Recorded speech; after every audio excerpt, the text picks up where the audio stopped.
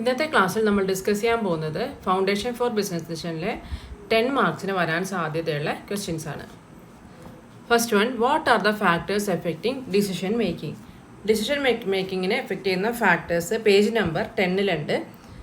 അത് ഏതൊക്കെയാണ്? Past decision, cognitive bias, emotions, social and cultural influences, information availability, risk tolerance, time constraints, decision making models. ഇത്രയാണ് factors ഉള്ളത്. അപ്പോൾ അത് എഴുതുന്നതിന് മുമ്പ് ഡിസിഷൻ മേക്കിംഗ് എന്താണെന്ന് ഒരു ഇൻട്രൊഡക്ഷൻ കൊടുത്തതിന് ശേഷം ഇത് എഴുതുക. Next one, explain PESTLE analysis, discuss the key factors, state the merit and demerits. എന്താണ് പെസ്റ്റിൽ അനാലിസിസ് എന്നും അതിൻ്റെ മെറിറ്റ്സ്, ഡിമെറിറ്റ്സ്, ഫാക്ടേഴ്സും എഴുതണം. പേജ് നമ്പർ 36-ലാണ് പെസ്റ്റിൽ അനാലിസിസ് എന്താണെന്നുള്ളത്. Pestil analysis is a tool that helps businesses and organizations identify external factors that may impact them. Pestil analysis can help identify risk factors. Pestil analysis stands for political, economic, social, technological, legal and environmental factors.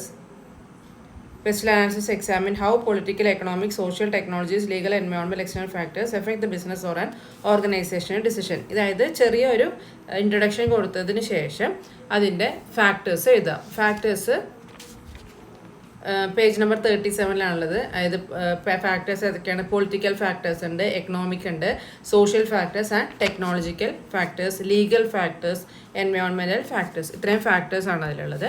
അതിനുശേഷം അതിൻ്റെ മെറിറ്റ്സും ഡിമെറിറ്റ്സും ചോദിച്ചിട്ടുണ്ട്. അത് വരുന്നത് page number 39-ലാണ്. അഡ്വാൻറ്റേജസും ഡിസഡ്വാൻറ്റേജസും കൊടുത്തിട്ടുണ്ട്. ഇനി മൂന്നാമത്തെ question, discuss the features of planning, what are the various type of planning? അതുള്ളത് page number 113. Planning എന്താണെന്ന്, അതായത് ചാപ്റ്റർ 8 പ്ലാനിങ് ആൻഡ് ഡിസിഷൻ മേക്കിങ്ങിനാണുള്ളത്. പ്ലാനിങ് എന്താണെന്ന് ഒരു ചെറിയ ഇൻട്രൊഡക്ഷൻ, അതായത് പ്ലാനിങ് അതിൻ്റെ മീനിങ് ആൻഡ് ഡെഫിനേഷനും കൊടുത്തിട്ടുണ്ട്. Management planning involve development of forecast, objective, policies, program, procedure, schedule and budget. പിന്നെ ചെറിയൊരു ഇൻട്രൊഡക്ഷൻ ആയിട്ട് പ്ലാനിങ് എന്താണെന്ന് എഴുതുക. അതിനുശേഷം ഫീച്ചേഴ്സ് ഓഫ് പ്ലാനിങ്ങിൽ, it is done on the basis of objectives, it is futuristic, it is a primary function of management, planning is mental activity, it is continuous process, dynamic, planning is pervasive, it involves selection of best course of action, it should be flexible, it should be participative, it is to be directed towards efficiency, planning is forward looking. ഇത് points കൊടുത്തിട്ടുണ്ട്. അതിൽ ചെറുതായിട്ട് അതിൻ്റെ എക്സ്പ്ലനേഷനും ഓരോന്നായിട്ട് എഴുതുക. അതുപോലെ അതിൻ്റെ types of planning ചോദിച്ചിട്ടുണ്ട്. ടൈപ്സ് ഓഫ് പ്ലാനിങ് ഇമ്പോർട്ടൻ്റ് ആണ്. Corporate planning, divisional planning, section planning, strategic planning, operational planning, tactical planning, formal planning, informal planning, long run planning, medium range planning, പിന്നെ ഷോർട്ട് റേഞ്ച് പ്ലാനിങ്. ഇത്രയാണ് ഉള്ളത്. 11 അതിലുള്ളത്. How SWOT analysis help in strategic decision making? എന്താണ് SWOT analysis എന്നും അതെങ്ങനെ strategic decision മേക്കിങ്ങിനെ help ചെയ്യുന്നുള്ളത് page number 29-ലാണുള്ളത്. SWOT analysis, അത് SWOT എന്ന് പറഞ്ഞാൽ എന്താണ്? Strength, weakness, opportunity and threat. അതിൽ ആ ഒരു പാരഗ്രാഫിൽ എഴുതുക. SWOT അനാലിസിസ് സ്റ്റാൻഡ്സ് ഫോർ എന്ന് പറഞ്ഞിട്ട് ഈ strength, weakness, opportunity and threat. And SWOT analysis is A technique four assessing these 4 aspect of business. ഒരു ബിസിനസ്സിൻ്റെ ഈ 4 ആസ്പെക്റ്റുകളും അസസ് ചെയ്യാൻ ഉപയോഗിക്കുന്നതാണ് അനാലിസിസ് ആണ് SWOT അനാലിസിസ്. അതിൻ്റെ primary goal of SWOT analysis to increase awareness of the factors that go into making a business decision or establishing a business strategy. SWOT analysis the internal and external environment and factors that can impact the viability of a decision. ചെറിയ introduction കൊടുത്തതിന് ശേഷം അതിൻ്റെ decision മേക്കിങ്ങിന് അത് എത്രത്തോളം help ചെയ്യുന്നു എന്നുള്ളത് page number 30-ലുണ്ട്. ഒരു 8 point കൊടുത്തിട്ടുണ്ട്. ഇനി അടുത്തത് explain the strength and weakness of intuition based decision making. Intuition based decision making inde strength um weakness um. Page number 50-ലാണ് intuition based decision making ഉള്ളത്. അതിൻ്റെ strength ഉണ്ട്, അതുപോലെ തന്നെ weakness ഉണ്ട്. സ്ട്രെങ്ത്തിൽ വരുന്നത് enhance creativity, effective problem solving, authentically and alignment, cultivate mindfulness, speedy, empathy, risk assessment, relationship. വീക്ക്നെസ്സിൽ വരുന്നത് faulty information, short-term emotional bias, few alternatives, prejudices, lack of openness, inappropriate application. ഇത്രയാണ് വീക്ക്നെസ്സിൽ വരുന്നത്. അടുത്ത് what are the functions of management. Functions of management വരുന്നത് page number 63 ലാസ്റ്റാണ് വരുന്നത്. Functions of management.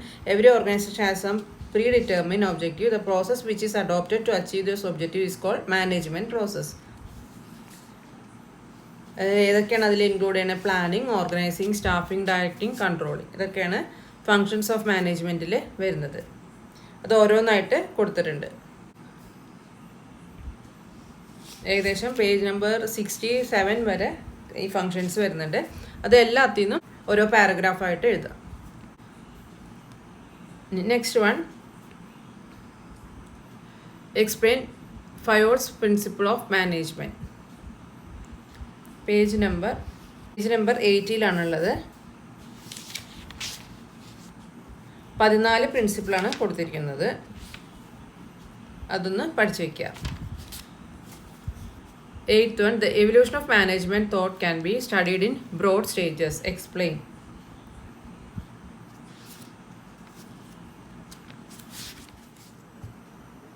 Evolution of management page number 74 5th chapter. അതിൽ വരുന്നത് classical theory of management, new classical theory of management, modern theory of management, ഇതാണ് വരുന്നത്. അതിൽ classical തിയറിയിൽ വരുന്നത് bureaucracy, scientific management, administrative management. Neo classical human relation approach, behavioural science approach.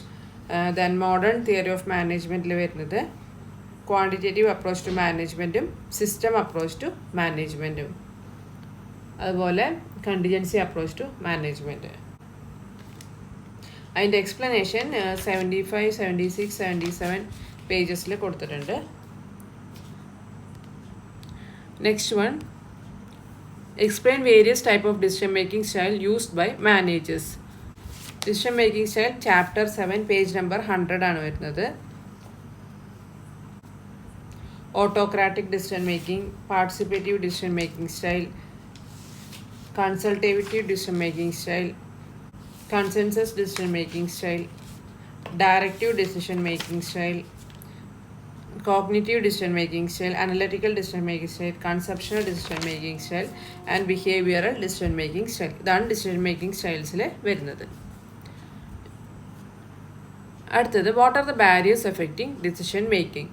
Barriers affecting decision making page number 14 വരുന്നത്. എന്തൊക്കെയാണ് നമ്മൾ തടസ്സങ്ങൾ? 6 mark ക്വസ്റ്റ്യനും ഇമ്പോർട്ടൻ്റ് ആണിത്. സൈക്കോളജിക്കൽ ബാരിയേഴ്സ് ഉണ്ട്, സ്ട്രക്ചറൽ ആൻഡ് ഓർഗനൈസേഷണൽ ബാരിയേഴ്സ് ഉണ്ട്, പിന്നെ information related barriers, circumstances barriers and environmental barriers. അത് ഇമ്പോർട്ടൻ്റ് ആണ്. ഇത് 6 മാർക്കും ചോദിക്കാം, 10 മാർക്കും ചോദിക്കാം. Next one, distinguish formal and informal organisation. അത് ഓർഗനൈസേഷൻ 137 പേജ് നമ്പർ 137 ഇത് ഓർഗനൈസേഷൻ സ്ട്രക്ചർ ഉണ്ട്. അതിൽ ഓർഗനൈസേഷൻ എന്താണെന്നും അതുപോലെ ഫോർമൽ ഓർഗനൈസേഷൻ, ഇൻഫോർമൽ ഓർഗനൈസേഷൻ എഴുതുക, അതിൻ്റെ ഡിഫറൻസും എഴുതുക.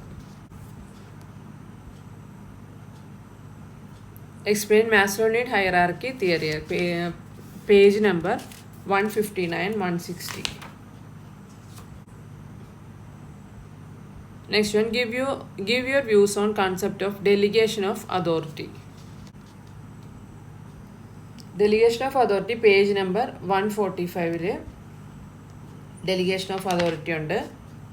അതിൽ ടൈപ്സ് ഉണ്ട്, ഡെലിഗേഷൻ പ്രോസസ്സ് അല്ലെങ്കിൽ സ്റ്റെപ്പ് ഉണ്ട്, പ്രിൻസിപ്പിൾ, ഇമ്പോർട്ടൻസ് ഒക്കെ അതിൽ വരുന്നുണ്ട്. What is recruitment, explain various sources. Page number 179 എന്താണ് റിക്രൂട്ട്മെൻറ്റ്? ആ റിക്രൂട്ട്മെൻറ്റ് ആൻഡ് സെലക്ഷനിലാണ് വരുന്നത്. റിക്രൂട്ട്മെൻറ്റ് എന്താണെന്നും അതിൻ്റെ വേരിയസ് സോഴ്സസ്, ഇൻറ്റേർണൽ സോഴ്സസും എക്സ്റ്റേണൽ സോഴ്സസും ഉണ്ട്. അത് പേജ് നമ്പർ 180, 181 ആ ഒരു ഇതിലാണുള്ളത്. What does training mean, what are its objective, discuss the need and importance of training, explain the important type of training. Training വരുന്നത് 188 ട്രെയിനിങ് ആൻഡ് ഡെവലപ്മെൻറ്റ് എന്നുള്ള ഒരു സെക്ഷനിലാണ് അത് വരുന്നത്. അതിൽ ഒബ്ജക്റ്റീവ്സ് വരുന്നുണ്ട്, നീഡ്സ്, ഇമ്പോർട്ടൻസ്, ടൈപ്സ് വരുന്നുണ്ട്. ടൈപ്സ് 5 എണ്ണം വരുന്നുണ്ട്. Orientation or induction training, job training, promotional training, refresher training and craft training. അപ്പോൾ ഇന്നത്തെ ക്ലാസ്സിൽ നമ്മൾ എക്സാമിന് വരാൻ ചാൻസ് ഉള്ള 10 മാർക്ക് ക്വസ്റ്റ്യൻസ് ആണ് ഡിസ്കസ് ചെയ്തത്. യൂസ്ഫുള്ളായി തോന്നുകയാണെങ്കിൽ സപ്പോർട്ട് ചെയ്യുക, സബ്സ്ക്രൈബ് ചെയ്യുക.